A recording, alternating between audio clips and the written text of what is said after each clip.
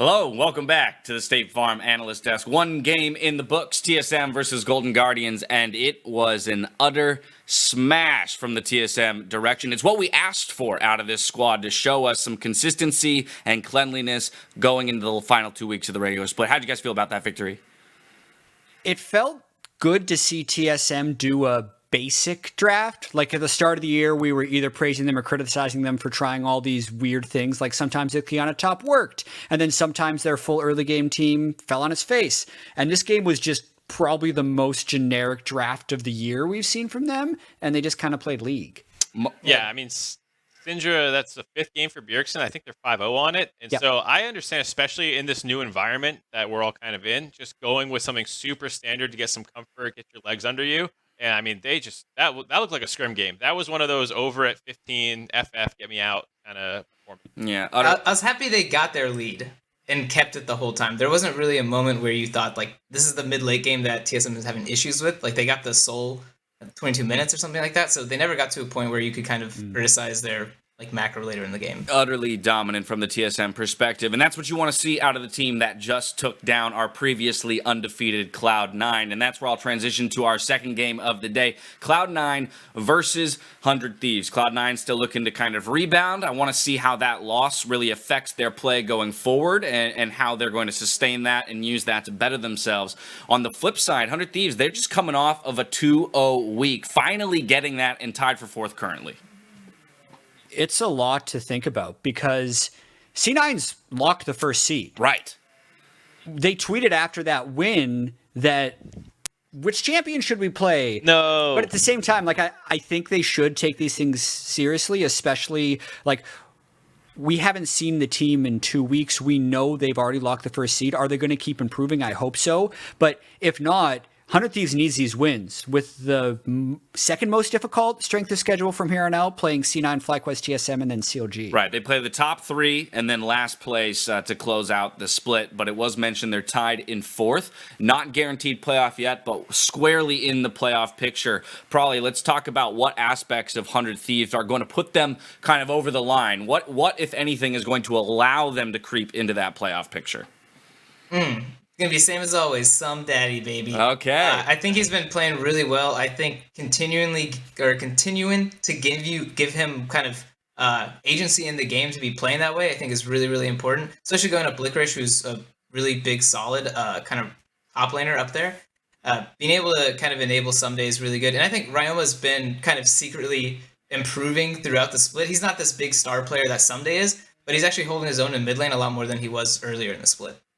And I think against C9, you can't necessarily do the whole all-in on Ssumday win condition that you can maybe pull off against some of the other teams who are struggling a bit more, because we saw in the Lane Kingdom thing with Azael breaking down Licorice's weak side play. He's actually super good at facing pressure and not needing the team to back him up. And so I would have a concern if 100 Thieves went all-in on it, on just like someday you get like the Lucian, like he had that one game, and then he was able to hard carry, stuff like that. I still think he obviously needs to play well and be the primary win condition, but I don't want to see a complete all-in on Ssumday, because I think C9 are too good everywhere on the map to completely abandon the other lanes or something. It's a scary thing to try and come up with a game plan to take down C9. We've seen one team do it. C9 bounced back pretty hard the following day to take another dominant victory, and so we'll look for them to kind of continue to close out the split in dominant fashion. A big part of that has been Nisqy, and so while we talk about Ryoma perhaps looking better than he has throughout the split, he is up against somebody who is in the conversation as a Honda MVP frontrunner right now. Yeah, whenever we talk about C9, I'm probably the first one to start talking about Nisqy, because I'm a really big fan of how he's playing this split. It's very different than how he played previously, and it's very different than any other North American mid laner right now, where he's playing this really high pressure roaming style, and it's actually gotten them a lot of wins, a lot of leads that I think no other mid laner can do right now. Well, 100 Thieves is looking to do what only one other team has done here in the LCS for 2020 Spring, and that's take down Cloud9. With that, the teams are into Champion Select, so we're back out to Captain Flowers and Azael for the call. Thank you very much, Dash, and here we go into the second game of the day. Cloud9, 13-1. the royalty of the LCS, presiding on a golden throne with a jeweled scepter, looking down at all the peasants, saying, "Fight for my amusement." Unfortunately, one of those peasants has come to challenge here today, and 100 Thieves are looking to earn their way into that upper class battle. Yeah, 100 Thieves in that playoff hunt. Any win over Cloud9 would be so big, but especially for a team like 100 Thieves sitting at 7-7 on the precipice of playoffs. You know, a little bit of an easier path than Golden Guardians, especially the Golden Guardians now took that loss, but still, you're going to need to get a couple wins down the stretch here as 100 Thieves to make your way into playoffs, and Cloud9 is not a team that is easy to beat. So bans are now done. It's Olaf, Xayah, Renekton, Set, Pantheon, and Senna banned away. Again, Ornn manages to make it through those 10.5 Ornn nerfs that took down some of his brittle proc damage and also made it so the Ornn items come up later. Seem to have taken him out of the priority for a few teams here, as Cloud9 will be the first team to pick. They go for the Gragas nice and early. Yeah, more of an ability to actually bully him in lane. You know, he can't trade as well, I should say, with some of those nerfs, so he can be punished at times, but still Ornn a very strong pick, and Ssumday going to be locking it in. His Renekton had been banned out, so Ssumday will be moving to this. I'd be interested to see if Cloud9 are willing to really look for like a 1v1 top lane matchup, something like Fiora, to really try to play the side lanes. You know, did get an advantage out of some of those top lane buffs, Blades being worth more gold, you know, Tiamat into Ravenous, that buff, but oh my god. Okay. Gragas Yasuo. This is going to be a bot lane Syndra, so this should be mid Yasuo, I think, alongside Gragas jungle, and I'm expecting the Syndra to actually go bot lane. And they're just saying, all right, dude, take Ornn. We don't care. We're thinking that it's not big enough of a deal to have to worry about. They believe they can outplay it. Yasuo is also one of the champions that works very well against Ornn because Windwall can completely shut down the ulti in a team fight. So Gragas Yasuo here for Cloud9. This is an exciting way to return to some LCS action after an off week. Yeah, no kidding. And now the ban on Aurelia, thinking that it is in fact going to be bot lane Syndra. That's what I'm thinking too. And going to be banning out some of these top lane champs that they might be worried about from Licorice. Clearly Cloud9 wanting to go aggressive here, so they do look like they would probably be drafting a physical damage top, right? Because if you have Syndra bot, if you have Gragas jungle, you can have double physical solo laners. So it'll be interesting to see where C9 does decide to go. Rek'Sai banned out. They could look to even ban out, you know, the Olaf maybe over the Lee Sin. Meteos does seem to prefer that. Let's see what it'll be here with Irelia Nautilus, Rek'Sai banned away in the second half. Last ban of the game. Cloud9. I'm interested to see, too, just how creative this draft will get with the last couple of picks, because we know Reaper is the kind of coach to experiment, especially in a situation like this where they've already got their playoff spot locked. And I want to see just how far they're willing to dare here in this champion select, as Yuumi will be the last ban. Yeah, I mean, it's one of those things where I know they were tweeting out, hey, what should we play, guys? You know, kind of joking about it, but I've talked to some of the players. I do think that they want to win. You know, I do think that despite the fact that they're locked in, most pros want to be able to show a good performance, want to be able to play serious picks and look good on stage. Trundle is an option here for jungle, for Meteos, but there's not really anyone to actually ult, and that's generally where you depend on getting a lot of your tankiness, right? This is going to be an AP Gragas, and if Zven does lock this in, then this could actually be Yasuo and Syndra as the solo laners. There is the possibility also of this being Kalista top. So this could get pretty wacky. I still think it's more likely that it's Syndra bot, could be Kalista top. They could also do, you know, Syndra mid and just do Yasuo Gragas as the combo on the top side of the map. But I can't say I've ever seen Licorice play Yasuo, so that would surprise me. I do think this is more of a Nisqy pick. I'm fully on board the Licorice and Reaper want to try Kalista top train for And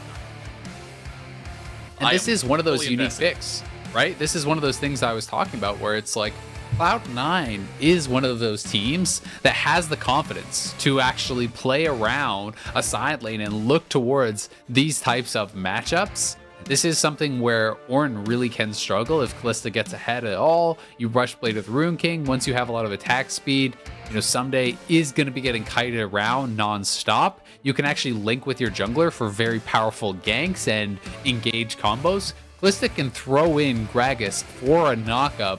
Easy setup for the Yasuo, ultimate off of that.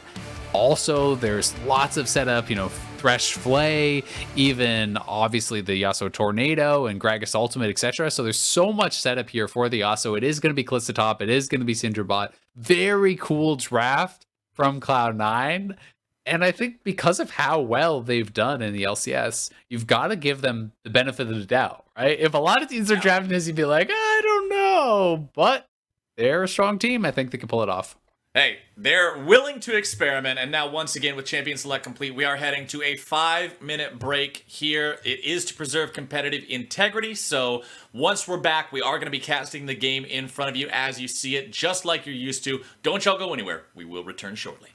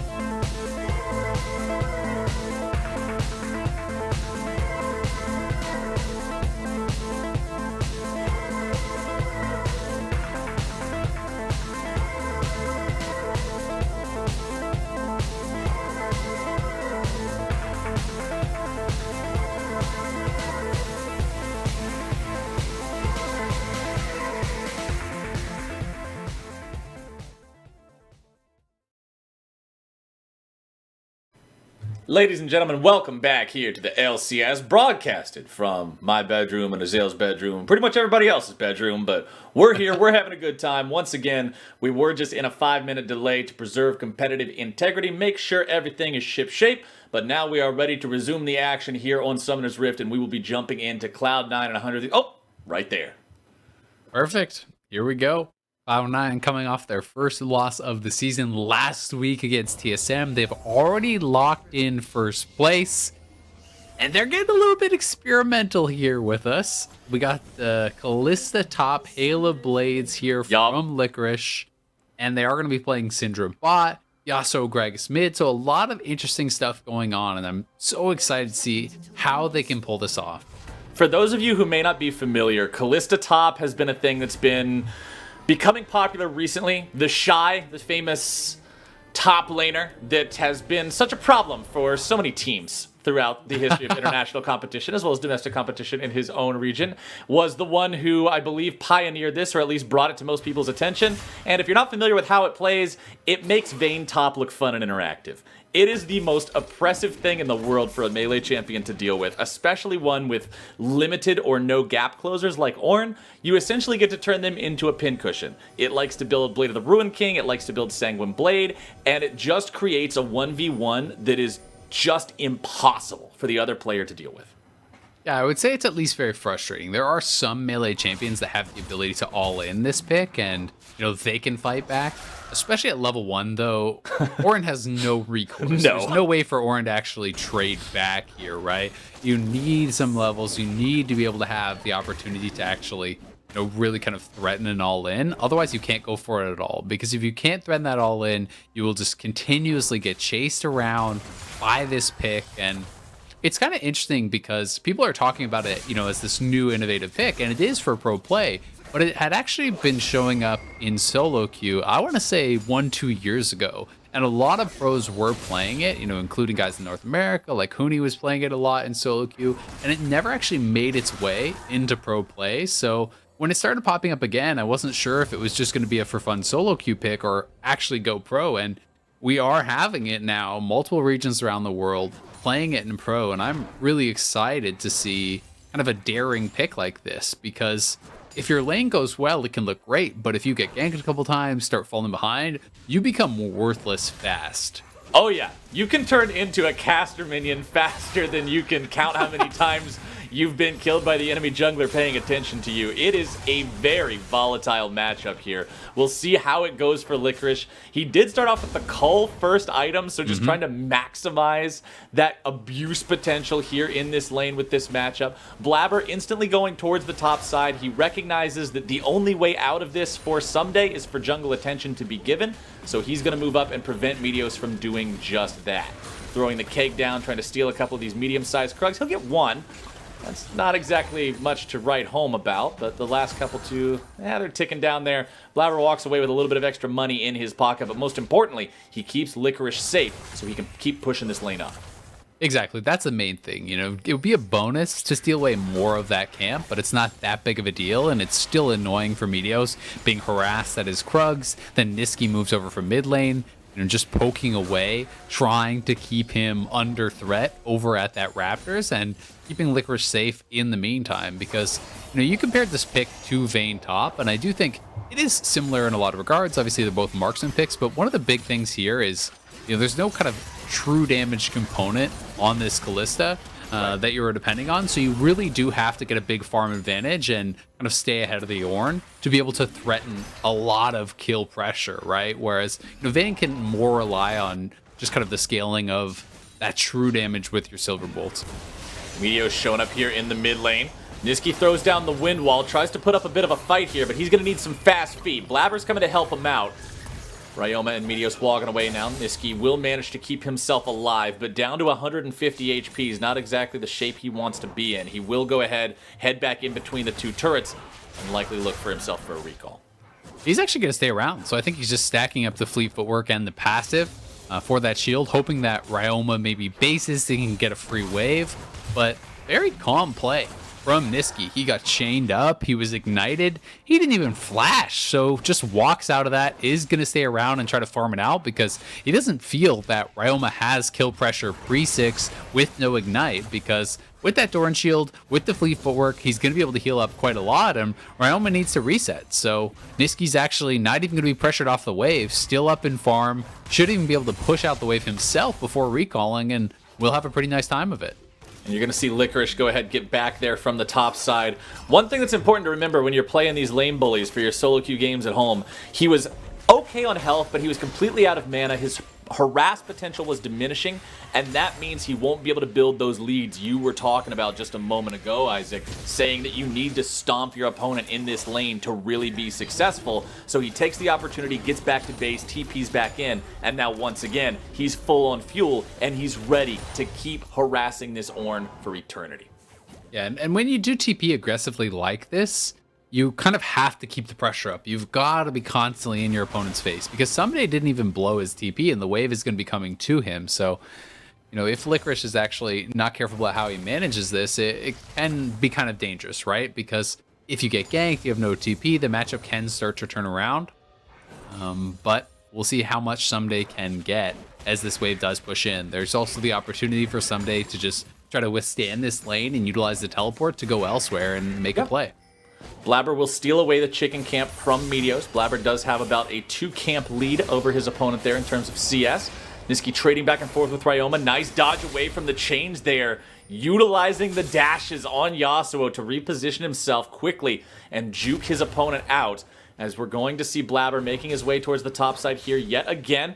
Licorice on the Kalista. He's got the ulti ready to go. Remember that one of the other advantages about playing Kalista in a solo lane is you get to take a very unique leveling path compared to most champions, where you don't have to bother putting a point into every ability, because your W's honestly just not that important.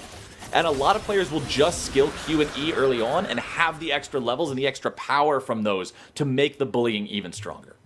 Yeah, exactly. You can grab a point in W later on if you feel need to be able to scout out the jungle or something like that. But for now, yeah, it's just going to be skilling up Q and E.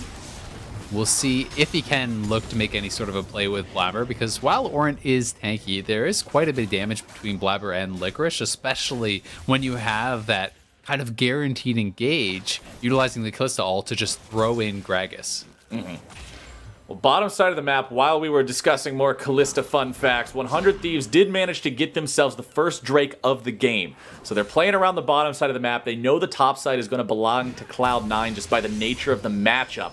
They're going to wait for that one to scale and play elsewhere for the time being. But the thing is, man, Cloud9 already up 1,000 gold with no kills on the board. A lot of that is being earned there in that top side as Cody Sun takes a lot of damage from the Syndra there in the bottom lane. And for the people who might not have caught the stream last weekend when we were doing the not LCS, just sort of casting pro players playing in scrim games, one thing that Doublelift said when he was on the cast with us is how Syndra is so strong in the bottom lane because she just 1v2s everybody. It's completely just way too strong. And we're kind of seeing Zven just step up and bully these guys. Yeah, I mean, especially if you have Thresh behind you, there's not an incredible amount of threat from Tahm, Kench, and Aphelios to actually look for that all in, but big engage! Speaking of threat, Blaber goes in, but it gets turned right back around. It's first blood over the side of 100 Thieves. They do a good job reacting to that. Blaber maybe underestimating how much damage he would be taking, but it's still a 1-for-1, and it's Cloud9 taking a Herald. Yeah, I mean, Blaber gives his life, but they're going to be feeling pretty happy about that, taking the Herald away. It's actually given to Zven, which is pretty interesting. So he can actually take the Herald down to bot side, look to continue to pressure this, and Nisqy has roamed all the way from up at that Rift Herald down to bot side. Bottom side, oh no, that is not where you want your Tahm Kench to be. Vulcan goes efficient and he finds himself a catfish. Nisqy's clean to pick that one up, and that means another kill on the board here for C9. Great job by Nisqy. He is just everywhere. He is in this play up on the top side by the Rift Herald. Blaber, very clean body slam flash. No way to react to that right as the teleport is coming through here from Zven. The first blood does go to 100 Thieves, but C9 lean up the mid laner. They're going to be happy about that trade, and they're going to be even happier about the fact that Zven now has Rift Herald available with only 3 plates remaining on that bottom side. Cloud9 are close to just straight up knocking down that turret. Bottom side advantages, top side advantages, both building up rather splendidly here for Cloud9 in the first 10 minutes of the game. Very splendid. Yeah. Mid lane breaking mostly even here. Of course, the big advantage is the fact that Nisqy does have that kill for himself that he was able to pick up in the bottom side. You can see with the Vamp Scepter in inventory, looks like he may be going for... Now, that might just be a Vamp Scepter for sustain, or we could see him going for early Blade of the Ruined King if he wants to get really spicy. Yeah, the Bork would be interesting. It has gotten buffed a lot, so I'm seeing more people actually rush this on champions like Aurelia and even Renekton and various setups as they are looking for Meteos. That was a really good chain, though. Ryoma actually had Nisqy locked up in the chain, so he could not ult off of Blaber's ultimate on Meteos there, so pretty big deal. That's going to be 100 Thieves getting themselves away from that one. And yes, remember the Blade of the Ruined King changes. Those are live in this current patch. We're playing on 10.5. So that could be the change that Nisqy wants to go for here. But Cody Sun now going to be in some trouble. Gobbled up by Stunt to be kept alive. And Blaber is now punished for going in too hard. Vulcan finds himself isolated. He's going to be picked up as well. And that is 2 kills for the AD carry of 100 Thieves. And that's a teleport advantage, 400 Thieves. Licorice teleport still not quite up. Ssumday was able to just teleport down. Yes, he's way behind in farm, but he's making plays around the map. Didn't even quite get involved, but having the additional man there meant Cloud9 had no chance of actually responding, and that is Blaber just going a bit too far. Thankfully for Cloud9, though, they're getting a lot of turret damage up on this top side. You can see Licorice is massively ahead in gold, and Zven still has the Rift Herald available, I think. And remember, it was the Ornn nerfs that came in on 10.5, where the Brittle does less damage, and the champion's super items no longer activate at level 12. Instead, he has to wait until 13. Now, once he hits 13, yes, he's going to get 3,500 gold's worth of free stats again. But that's an extra level where he doesn't have that influx of power that Licorice will still be able to have more of an impact on the game.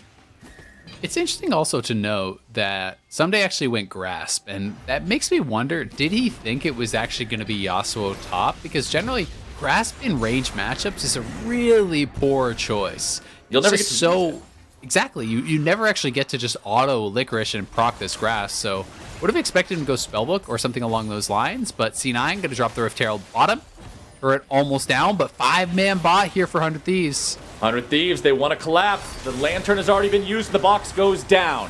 100 Thieves will be pushed back as Blaber throws in a cask. Stunt goes into stasis, but it only buys a moment as now he's going to be exploded. Wind wall down by Nisqy, going to prevent a counterattack coming out from the Thieves as Cody Sun is chased down, and it's a double kill for Zven. They might look to go for even more. Blaber body slamming his way right back out of the fight. As Ryoma jumps over the wall, he drops down the electrocute with the ignite, and that will pick up the kill in return. They do lose that first turret there in the bottom lane, though, and Nisqy is not willing to stop here just yet. Ssumday doing a good job with the Bellows Breath to go unstoppable, prevent the knockup, and get away from Cloud9's attack. Yeah, very well timed to survive there, but still has to blow his flash. Cloud9 running over that fight, taking that turret. They will be able to likely start up the dragon here too. Blaber did go down, so he's got to run back out on the map, but Licorice just going to take out Meteos. Oh. Meteos popped there in the brush, and 100 Thieves with their jungler out of the picture. That means that Cloud9 can just go for this Drake here. Remember, Kalista's pretty much a pseudo-jungler when it comes to objectives. You put enough of those Rin stacks in something, you get a bonus smite on it. So there's really no opportunity for Thieves to contest it. That also cost Stunt his flash. He flashed over the wall to try to save Meteos, to allow them to have a shot at that dragon. Instead, Meteos still goes down. Stunt uses the summoner, and Cloud9, 4,000 plus gold ahead. Business as usual for them. They have been dominating the LCS. Almost always able to end games at about 30 minutes, and they are looking like they have the kind of early game you would need to be able to do that again. Blade of the Ruined King done for Licorice. As let's go ahead and take a look at the replay here of how the fight went bottom. Here's this one more time. It is actually just the straight up 5v5 bot. Nisqy a little bit later to that play. Cloud9 disengage well. And then stopwatch to buy some time here from Stunt. One man Yasuo ultimate onto it, but Ryoma gets chunked incredibly low at the same time. And with Ryoma pushed low, with Licorice able to get up on top of Cody Sun and shove him out of that fight, Thieves really had no opportunity to actually continue the fight. Was a good pickup on the end though from Ryoma over the wall, sees the angle to take down Blaber. 100 Thieves are going to need more than a single pick onto a jungler at the end of a fight if they want to come back into this one. Almost 5k down at 15 minutes. They are going for the second Rift Herald of the game, but Cloud9 aren't exactly the kind of team to just let you get away with something like that. Meteos still keeping the aggro there on Shelly, as Licorice is Ryoma trying to be outside. careful not face check the brush there, but Ryoma's able to chunk him down pretty powerfully. But it's Ryoma who's now going to be in some trouble, having to walk over the wall. But Meteos and Ssumday will work together to take Nisqy down. Without Yasuo around to throw out the wind wall, the Ornn horn is sounded, but Cloud9 is able to disengage. Low health bars on 100 Thieves mean that even though they got the pick onto the enemy mid laner, they now want to retreat and make sure that everybody's at full HP. Ryoma just barely getting away from one of those dark spheres summoned by Zven, and that means Cloud9 now once again has control and priority over the mid lane. Yeah, Ryoma had to go back to base where Licorice could just lifesteal back up, utilizing that Blade of the Rune King. And we also saw Cody Sun again getting poked out of these fights. I have to credit Zven. He has been very patient with the Syndra ultimate. Too often you see people just drop that ultimate early on and that actually gets completely negated by Tahm Kench. And he has been really good at holding on to that, waiting until Stunt uses Devour, then throwing that through to try to get the most out of it. Licorice continuing to lead the charge here in the mid lane now. After that Shelly has been secured, it will be immediately summoned by Blaber. One charge from her should be able to nearly, if not completely, finish this turret off. There you go, down to one single auto attack. Licorice will put the arrow in that one, and that means third turret of the game goes over to Cloud9 before Thieves are able to take even a single one from their opponents. The gold lead now almost 6,000.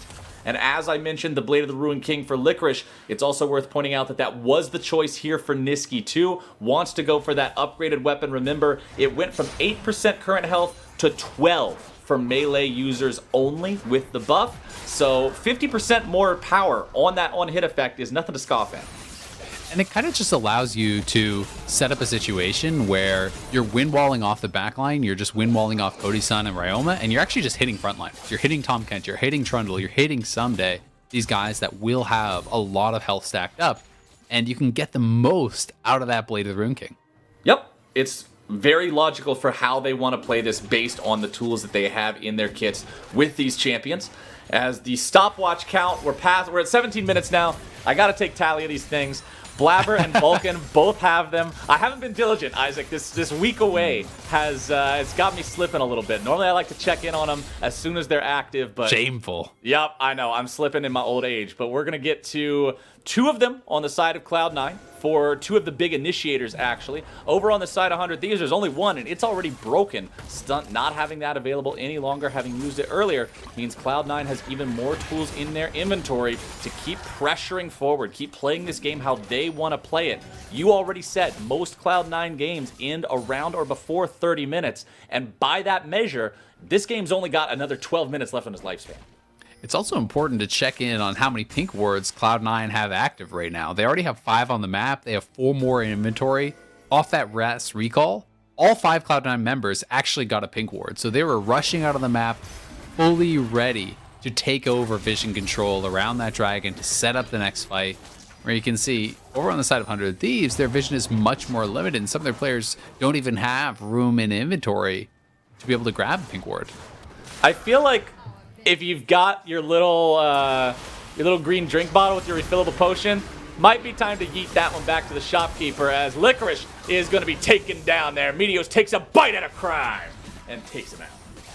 Nice pick there on the top side. 100 Thieves knew they were not prepared to actually go for the dragon or contest that fight. So they move up to top side, they get a shutdown, they'll grab a turret. So that's a very good trade for this team who is quite behind. And you can see just how effective Exhaust is against Kalista.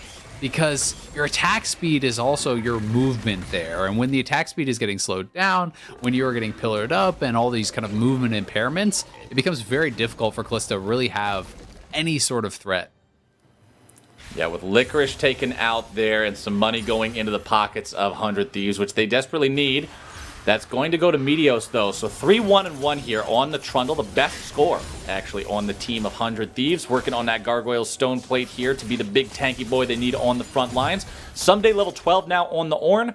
Remember, he will need to wait until 13 for the Ornn upgrade, and because he needs to so heavily prioritize armor in this game, dealing with that Kalista, Thornmail is not an Ornn upgradable item. So that means he will not immediately get the maximum surge of gold for upgrading both of those items. Like normally you see them go for Sunfire plus Abyssal, instantly get that huge infusion. It's only going to be the Sunfire upgrade for now.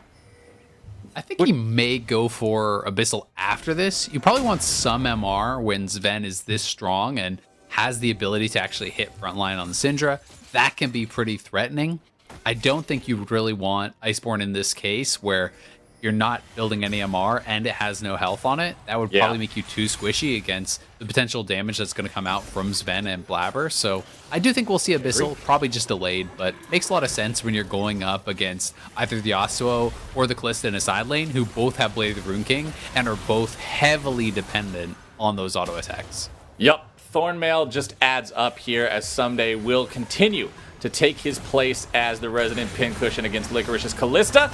He eats about half his HP and damage there, fires off the ram. They're almost able to take Licorice out, but a well-timed redemption is going to keep him at least away from death's door for the time being. He will be able to heal up if he has something to hit with that blade, but with no targets around, it means it's time for him to fall back. He's teleporting to the top side instead. No reason to go back to the base. You can see his health bar on the side of your screen just rapidly regenerating from auto-attacking that wave. The macro TP. Nisqy pushing up mid lane. Licorice just TP's up the top side. He's going to 1v1 Oh, it's Ryoma. going to be a burst fight. Who's going to win it? Ryoma will, and Licorice loses the 1v1. That is a big pick. 400 Thieves. Back-to-back kills on Licorice up on that top side. And he even teleported up there to make that happen. Ryoma tracking him across the map, bursting him down. Stunt, though, is caught out, but didn't even have the damage. The box was brought down, but now Blaber is once again in a tough spot. He will use the flash to get himself away to safety, and now Meteos has extended himself too far. Subjugate is going to keep him a little bit tankier than he would otherwise be, but the reinforcements are coming in from the side of Cloud9. Stopwatch is used by both junglers here in this fight. Ryoma dashing back over the wall to the safety of his squad, and Cloud9, considering they are down a man, will not chase this any further. Credit to 100 Thieves. They're hanging on pretty well. The gold lead is significant for Cloud9, but they have not been able to really extend it and just put it to kind of that monumental level where you know the game is over. Ornn scaling is very good. They do have this very beefy front line. If 100 Thieves are able to keep getting picks and hang around, hey, maybe they can make something happen. Ryoma's getting strong. Cody Sun has good farm and a couple kills. So if there's a guy to be behind, it is the Ornn. Yeah. You've got exactly what you were talking about, too. With the Catalyst in his inventory, going for the Abyssal Mask as Blaber is pulled to safety there by Vulcan. Stunt looking to keep the chase going here with some slows coming through. Nisqy throws out a wind wall to make sure that they can't chase his allies any further. But 100 Thieves are not willing to go quietly into the night on this one. Cody Sun scaling up here on the Aphelios. Essence Reaver is completed. Remember, that is not an Ornn upgradable item, so I will always keep my eye on people's inventories when you've got Ornn on your team to make sure that you've got stuff that champion can appropriately upgrade. And we'll see how that continues as we press forward here. One thing that Thieves also have to be aware of is the next Drake that is spawning here in 35 seconds. Cloud9 are only at 2. Because 100 Thieves managed to grab themselves one earlier, it does mean that they aren't under the threat of that soul going over to Cloud9 here with this take, so they can't afford to give up one more. But after that, it becomes a very critical objective.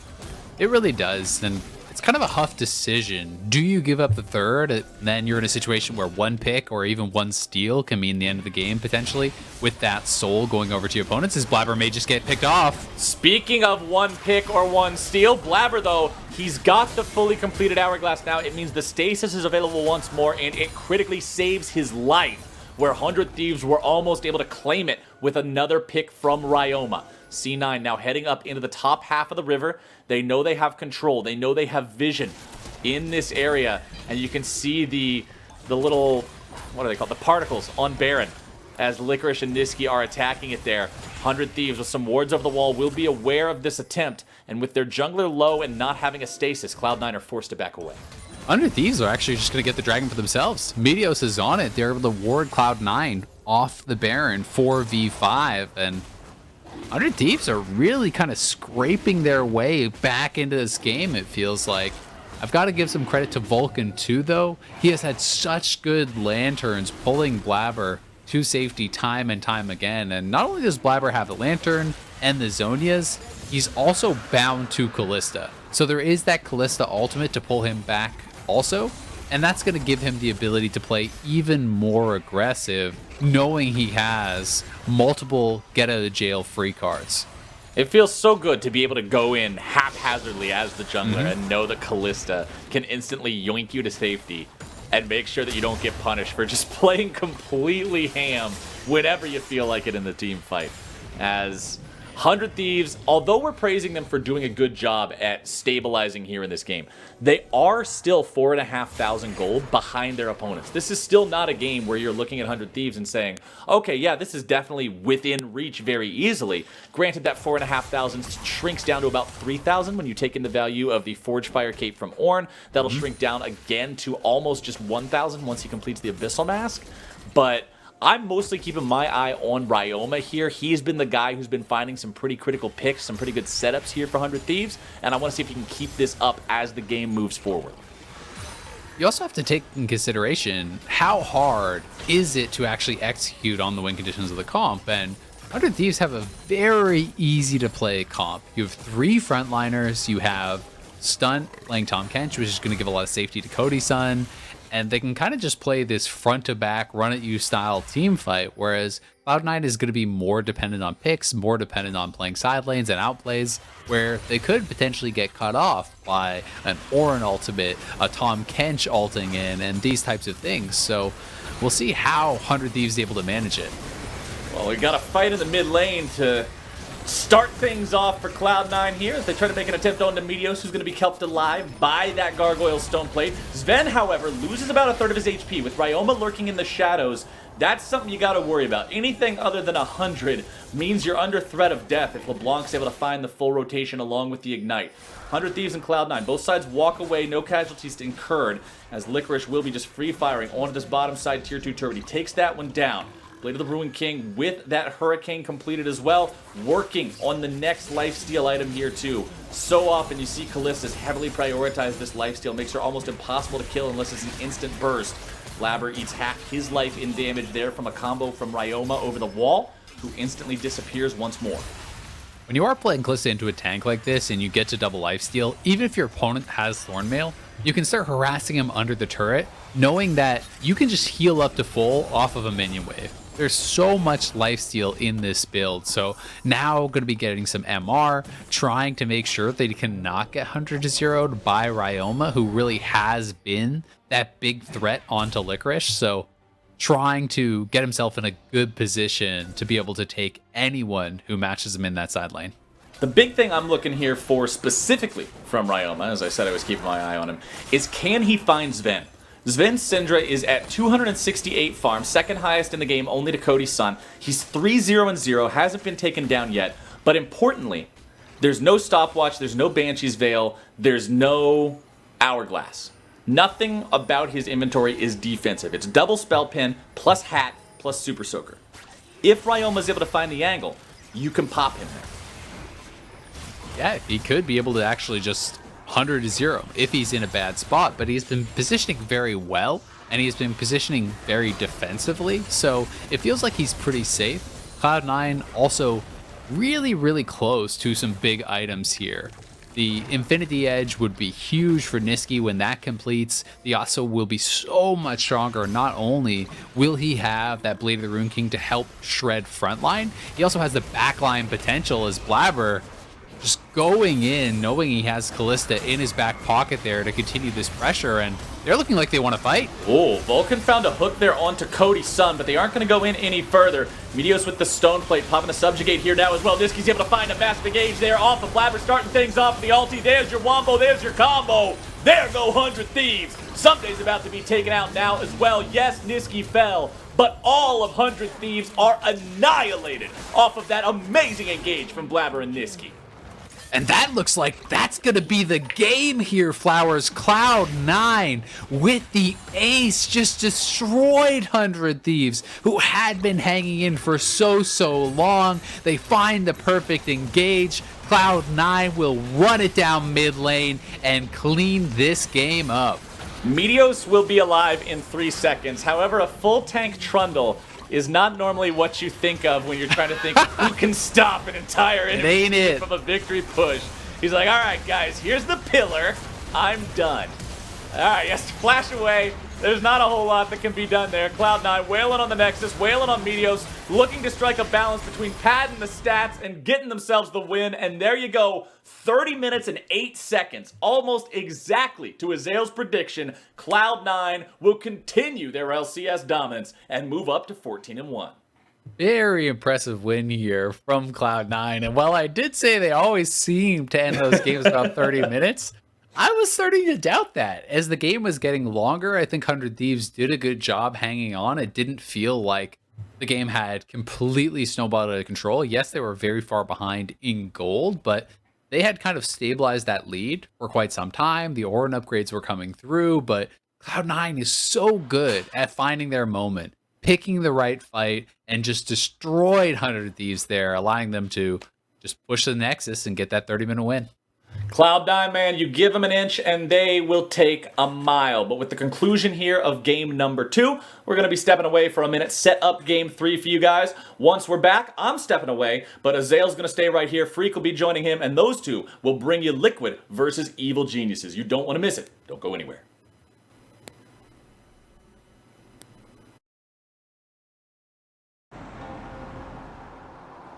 I'm Randy Diaz, mayor of Seltzer, Pennsylvania. If you love Bud Light like me, you'll love Bud Light Seltzer. It's a hard seltzer from Bud Light. It comes in 4 flavors and tastes great. Bud Light Seltzer.